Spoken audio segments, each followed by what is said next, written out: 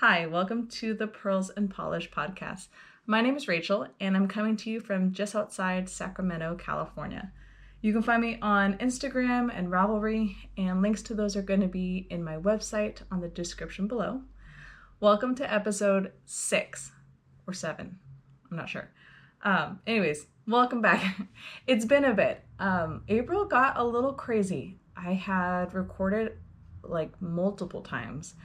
And every time I went to record, I didn't like it, or the lighting was bad, or the audio was bad, or there was a bunch of background noise, and it was just a mess. So we're here, and it's May, so it's fine. So lots of things to show you, and I just realized I left 2 things downstairs.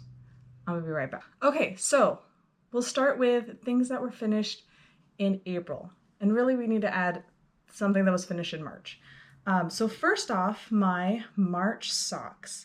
So I talked about this. These are my Shop Les Mesures year of socks. So this was March, and I love them. Yellow is not a color I really gravitate towards. This was by Verse Yarns, and yeah, yellow is not really a color I care for, but this is gorgeous. I don't know if you can see very well, but it's not just yellow. It's got a little bits of green, little bits of like pink. You've got some tan. It is just a gorgeous color. And then this green that it came with just makes it really pop. So I just did my rib sock that I always kind of gravitate towards. And then this time I did this heel. Let me take this off. These are sock blockers. They look like a foot. I ran up and down the stairs and I'm like winded. Okay. Anyways, they just make your socks look really nice. But this is a new heel by Lindsay Fowler. And this is called an afterthought heel. So you knit the whole tube and then you go back and you put your heel in.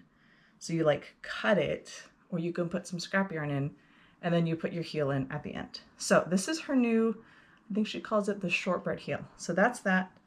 And then she has a matching toe, which has that really cute pattern that you see in the heel. So really loved these. Put these over here. And then I finished my April socks. Both of these pairs of socks I finished the last day of the month, like at bedtime. So here we go. So this is by, I want to say Playful Yarns. This is a non-superwash yarn. So with yarn, because it comes off of a sheep, right? And so when it's processed, they do some chemical something to it so that it can be washed in like the washing machine and not felt. So this does not have that. So this has a very like woolly feel to it, but it's not scratchy. So I really like how these turned out. So she did, what is this? 3, 4, 5, 6 like mini skeins. So 6 20-gram little hanks of yarn that came as a set. And then just kind of you do whatever with it. So I was a little lost for what I was going to do because, I mean, these colors are gorgeous. And then decided, okay, you can't go wrong with stripes. Stripes are always in. And then I would use the green for cuffs, heels and toes. So I kept it simple. Because I was going to have a little more like design in my sock. So I did 15 rounds of the big color block, and then, 13 rounds. I did 13 rounds of this color block and then 3 rounds of the dark pink. And then I just kind of went like light to dark. And yeah, I think it turned out really nice. So I'm excited to wear these. And then I gotta show you these sock blockers. So sock blockers are kind of tough for me since I have a very long foot, but a very like thin foot. So I could use a medium sock blocker and get like this part would fit well, but it wouldn't be long enough for my foot. Or I could get the large and it would be long enough, but it would stretch this part. See, and then when you take it off, it looks so fancy and nice and ready to like photograph or gift. But these are my sock blockers. I just got these and I love them. They have little bees on them. The holes on here makes it easy for air to get through, so your socks dry quickly. And it's by Woodyco. I think Woodyco project. I found them on Etsy. They're based out of Ukraine, so I ordered these just before the Ukraine-Russian war started. So I didn't think I was going to get them, and all of a sudden they showed up. So very happy they showed up. I'm going to check their Etsy site. At one point, they did have gift cards available since they did have to stop production, obviously. So I'm going to check to see what their status is right now and then post that in here. But these are my new favorite. They're lovely. They fit. They look great. So definitely recommend these. So there's that. Those are kind of things that I've finished. I had been working on my Make 8 sweaters. So I will show you the one I was working on. The Aurelis, I think it's pronounced Aurelis. Anyways, so I had started it. I got all the way through the color work. So the fancy bit up here, I'll show you in a minute. And then I tried it on and it was like, probably like 6 to 8 inches too wide here. I posted a picture of it on my Instagram account and so you have, rewind, Sweater 101. So when you are looking at a sweater pattern, you have something called positive ease and negative ease. So if you're a knitter, you know what that means. If you're not, well, let me fill you in. So positive ease is whatever your size is plus however many inches. So this shirt, this is my sister's shirt. She gave it to me. It's not skin tight to me. So I have maybe about a 2-inch positive ease. So it's about 2 inches, a little bigger than if it was like skin tight. Or you can have something with negative ease so that it's smaller than what your actual size is so that it is skin tight. For something like socks, you want a negative ease. You want them to stick to your foot. You don't want them flopping around. For sweaters, it kind of depends on preference. You can kind of have anywhere from 4 inches of negative ease, which, I mean, it's close cut, but it's not skin tight, up to like 10 inches of negative ease. So think like your boyfriend's sweater type things, your comfy, chunky cardigans. Those are going to have more ease to them. So this sweater had like a range of like 2 to 6 inches of negative ease. I was probably like 8 to 12 inches. It was way too big. So it's one of those, did I do the math wrong? Was I using the wrong size needles? Was the yarn acting different? So you have all these different elements that affect how your garment works. So I decided I'm gonna rip it apart. I'm gonna start over. And the problem I found was the color work. I was knitting it too loose. So I think I knit it this time a little tighter. It's still gonna be a little loose, my sweater, which is fine. That's kind of what I wanted.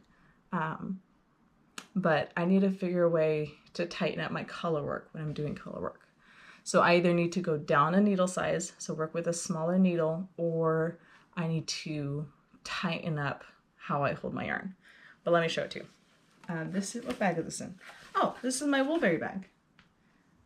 Reese, let me move that, who is Bethany's husband, and he does all the dyeing for Woolberry. He's also an artist, and he drew that. So this was part of their like collective retreat, what do they call it? Cabin retreat? Whatever retreat they did a couple months ago. This was part of that package. So this is Craft Me Not yarn, and Craft Me Not was the February dyer for the Year of Socks, which is how I found out about her. I believe her name is Sarah. So that's one of the things I love about this year of socks is we get the list of all the dyers. So I followed all of them because I want to know their work and look forward to when they're going to be dyeing. Verse Yarns, I had no idea who they were. Craft Me Not, Playful, who did this month? It's in my bag. Ruby and the Yarn Co. I had no idea who these people were, but because I've been following them since like December, November, now I have an appreciation for their work and I'm looking forward to their work. So when Sarah had a pre-sale or pre-order, because I already knew what she was working on, I was able to get this. So these are her colors, Bergamot and Dark Water. So Bergamot is the yellow, Dark Water is the blue, and this is on Organic Decay. And I love this. I love these colors. I know I said yellow is not a color I really care for, but yellow and blue cannot be beat. This is like a little hair on my face. This reminds me of Van Gogh's Starry Night. I mean, look at that. It's gorgeous. And just, it feels warm and just beautiful. So one sleeve is completely done. You'll notice I have a little scrap of yarn here. So when I knit this, I started here at the neck. I did all this color stuff, and then you get to this really wide point, and then you put these sleeve stitches on a little scrap of yarn, and then you finish the body. Then when you're done, you go back and you pick up the sleeves, and then you add the sleeves. So here's my sleeve. I was originally planning on doing this as a short sleeve, and then realized I literally have enough for long sleeves. So this is a little more cropped. I took a little bit out of the body length. I still have a hair here. And then I just kind of knit until I ran out of what I had allotted for this sleeve. So this green, this is called a lifeline. This is to keep me from losing my mind.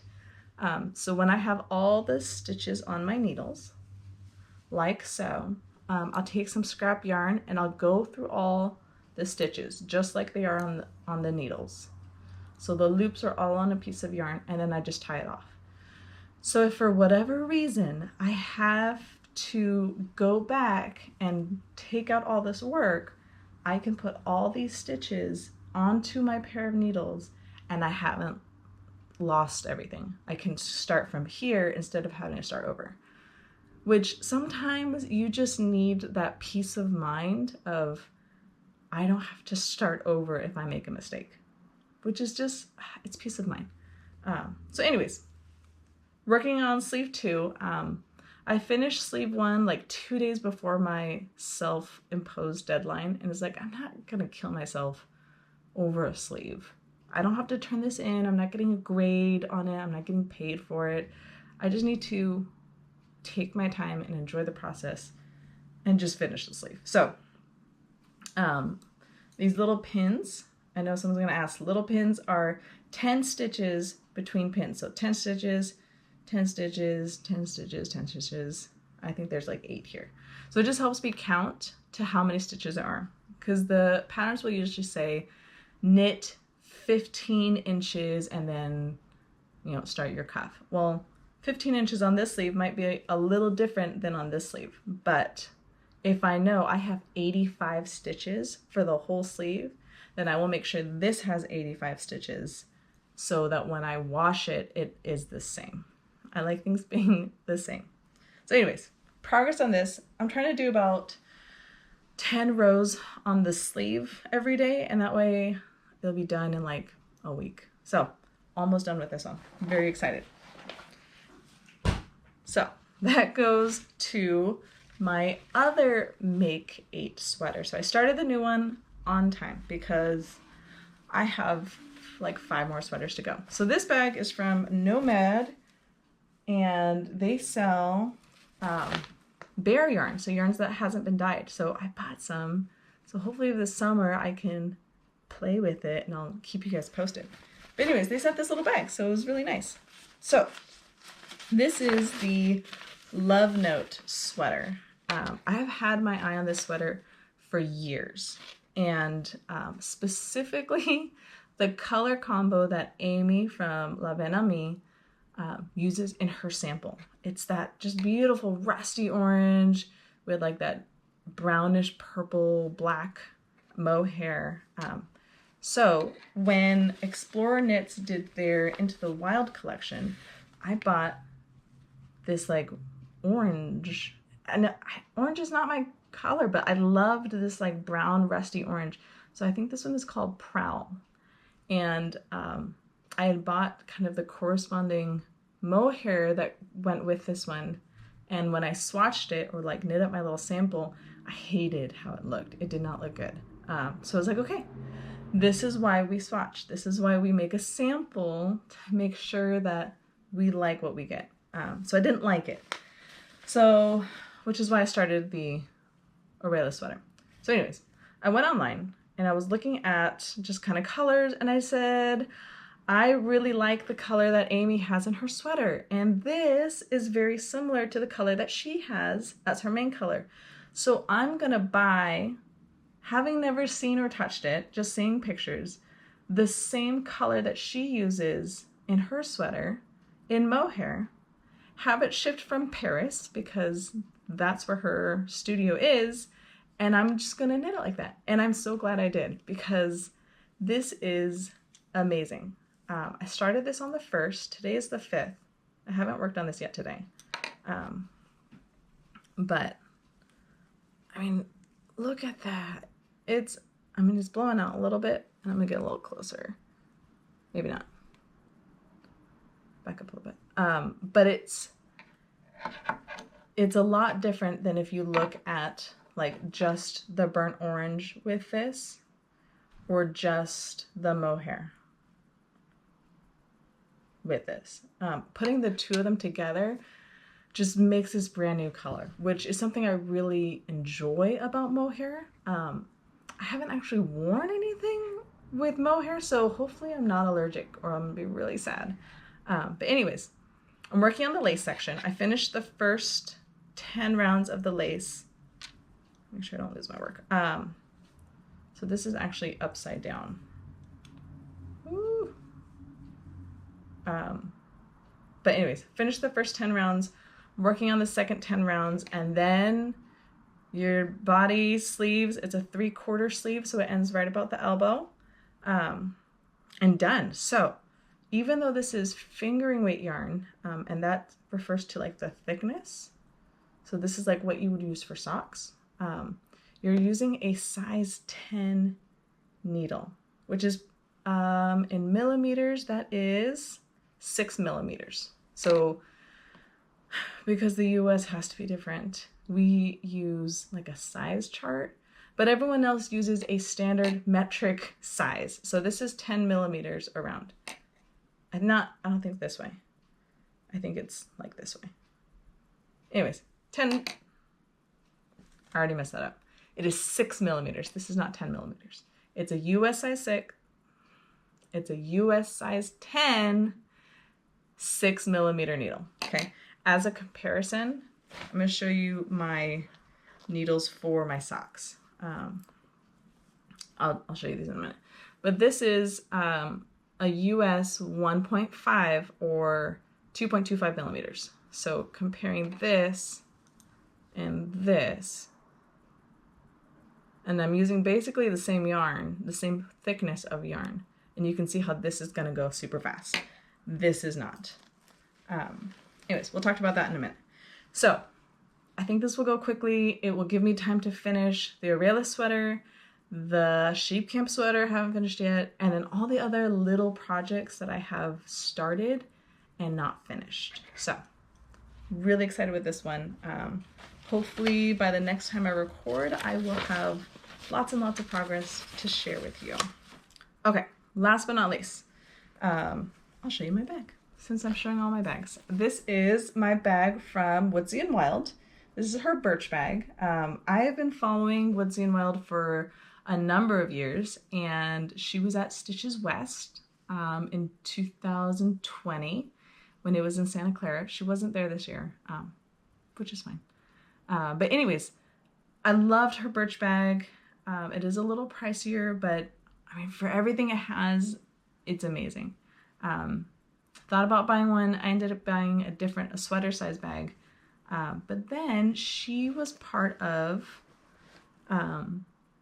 this fundraiser for, I don't even remember now. But anyway, she donated this bag as a part of a fundraiser for helping this group of people somewhere in Eastern Europe. I don't remember. Anyways, I won this bag. I bid the most and I got it. So I've got my little pins here. This one is from, who was it from?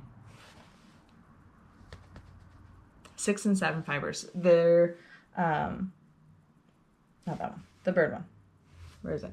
This one, the bird one. The bird one from 6 and 7 Fibers from their Christmas Advent box. A couple years ago, it was all bird themed, so it had that cute little pin.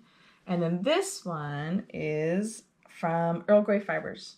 And I don't know if you can see very well, but that like swirly bit on the top is actually yarn. So I had to get that. I love pins. I love stickers. I love bags. I'm like a child, which is fine. I don't care. In my bag, I have this little note that, I don't know if you can see that very well. But my youngest, she was about 2 at the time. Both my girls would narrate like notes, and my father-in-law would write them down on index cards, and then they'd pass them out. So this one was one she gave me. She was about 2, and it says, "Mama loves me. Isabel loves Emma. Isabel's my oldest. Emma's the dog. I love Dada. Brucey loves the screwdriver. Brucey's my father-in-law. He had a screwdriver on his desk. He was fixing something. And that's what he loves. Love, Victoria." So that's my little card. A little side note, today is my baby's 4th birthday. Very sad. Happy but sad. It took a lot to get to today. I might share that story sometime. Not today. Anyways. All right, so let me show you the yarn for May's year socks. This is by Ruby and the Yarn Co. And Ruby is actually the name of the dog, not the yarn dyer. The yarn dyer's name is Molly. Anyways, this is called Sunset Villa. And can you see that? There we go. All right, so this is 100% non-superwash merino. So again, it has not been treated to go into the wash machine. So if you stick this sock into hot water and you agitate it, so you do this, the fibers are gonna go wee, and they're gonna stick to each other. You can tell I have kids, right? Because I do lots of sound effects. They're gonna stick to each other, and that's how you get felt.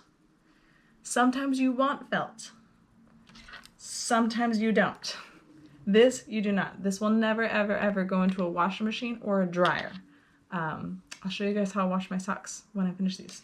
So anyways, 100% non-superwash merino. So it comes from merino sheep, very soft wool.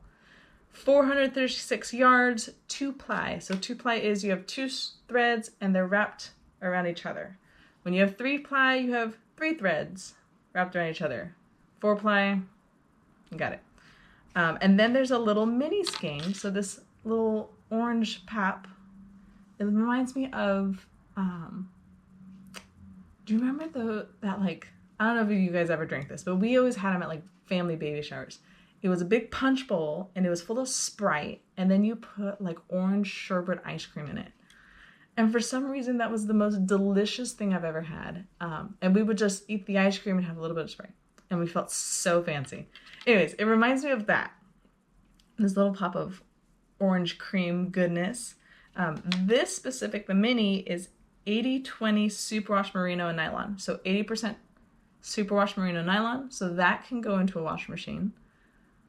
20% nylon. And the nylon's going to add strength. So this is a great option for heels, toes, and cuffs because it's going to be able to take wear and tear well. So I'm going to use this orange for cuffs and toes. However, for the heel, I'm trying out a different heel this time around. And I don't think it lends well to a contrasting color. So I'm just going to do it in this main color because I can, and they're my socks. So Because this color way is so, I don't want to say busy. It's not busy. It's, you just have a lot of variety to it.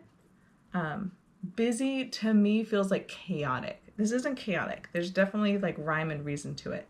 And you can kind of see that in the patches of color, where those are very like intentionally placed versus like speckles where they just kind of like sprinkle dye on it. That to me can be chaotic. Anyways, because you just have a lot of color going on, I decided to do just a plain sock. No ribbing, just let this bit just kind of shine on its own. I'll show you what it looks in the skein. I didn't even pull out my skein winder. I was so excited. I literally just unwrapped it. I heard something. I literally unwrapped it, put it over my knees, and I just wound it up into a ball because I could not wait. Would it have taken me less time if I got my ball winder out and my yarn swift and set it all up and wound it up proper? Yes. Did I really care? No. So when I love hand winding my yarn, and I will tell you why. To me, it feels like I'm introducing myself, or I'm getting to know the yarn before I start working with it. So I can see where the colors are. I can get a feel for it in my hand. Are there any knots in it that I can kind of pull apart? Has it been spliced? Are there little bits falling off? Sometimes I've gotten yarn where it has like a cut into it, so it's already fraying. So it's like, okay, well, I need to know that so I can either cut it intentionally, and when I get to that section, I can make it, sew in the ends, or I need to put in a knot. So for me, I love doing this just to get to know my materials before I get started. Does it take forever? Definitely. If I'm doing a sweater, am I going to do that for 6 skeins? Absolutely not. And then I've got my mini here. But yeah, there's just something nice about that first interaction. So, do I have anything else in here? No, nothing fun. Oh, I've got a sock roller. I use that to measure when I need to start my heels and toes. So I'll show you guys how I use that at some point. So very excited about May. It's only the 5th and I'm already 10, 20, 30, 40, 50 rounds in. So I did 20 rounds for the cuff, 2x2 rib, and then immediately did 10 rounds of the sock. So I've been doing 10 rounds every day, which is actually pretty manageable if you think about it. So 10 rounds on this, 10 rounds on the sweater. I work on my Love Note sweater at night. So really like 10 rounds here, 10 rounds there, you can get a lot done. So I think I'm gonna do 60 rounds on this just because I love this color so much. So I want to get as much of it into it as possible. So I'll do 60 rounds for the leg. I'm sorry. Yeah, the leg. 60 rounds for the leg. I'll do the heel, and then I'll do however many I need to for the foot. Use the mini, where'd it go? This one, for my toes. That's blowing out. Maybe not.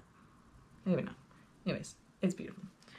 I'll use the mini for my toes, and then because I'm marking every 10 rounds, when it comes to my heel, I'll know exactly I have 60 rounds, and then from heel to toe, I'll know exactly how many rounds I have, so I don't have to sit there and measure when I'm trying to place my toe. I'll just count.